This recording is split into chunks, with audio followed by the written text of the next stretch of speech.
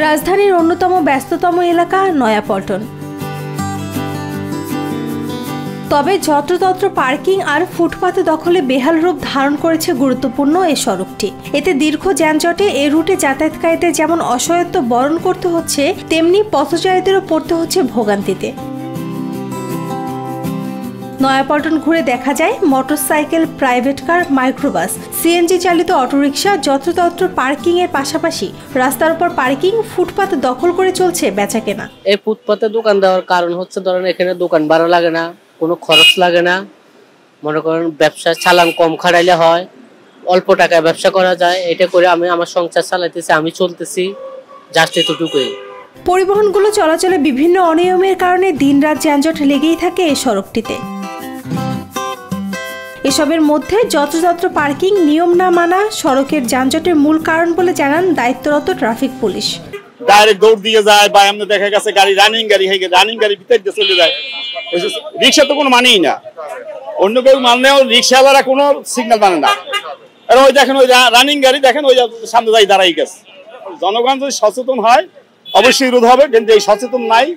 এখন অধিকাংশ জনগণই নিজের স্বার্থ নিয়েই ব্যস্ত থাকে। ওই আরেকজনের যে ক্ষতি হইবে নাকি ওটা হিসাব করে না, হেডটাই চিন্তা করে সবসময়।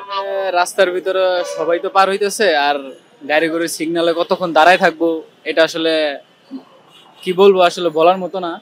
তবে সবাই দেখতেছি পার হইতেছে, এই কারণে আমি রাস্তা দেখে পার হইছি, তো এটাই আর কি।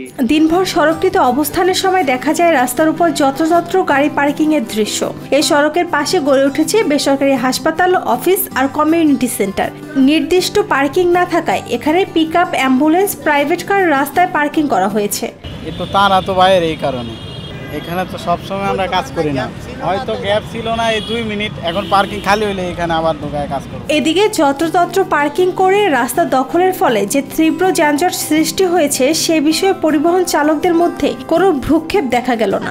এমনিতে রাস্তা ছোট, তার মধ্যে গাড়ি ঘোড়া তো অনেক চলে, যেমন গতকালকে অনেক সমস্যা হলো, আর বৃষ্টির সময় একটু বেশি সমস্যা হয়। ফুটপাতে আই থিঙ্ক দোকানগুলো না থাকলে আমাদের জন্য অনেক ভালো হয়। অনেক সময় বাইকও দেখা যায় ফুটপাত দিয়ে চলে যায়, তাহলে আমরা কোথায় কিভাবে যাব? এক গাড়ি চালক জানান, পার্কিং এর নির্দিষ্ট জায়গা না থাকায় গাড়ি রাখতে হয় রাস্তায়। এই এলাকায় গাড়ি চলাচলের কোনো নিয়ম নেই। লেগুনা, রিক্সা, ভ্যান, ঠেলাগাড়ি, প্রাইভেট কার, মোটরসাইকেল সব একসঙ্গে চলে।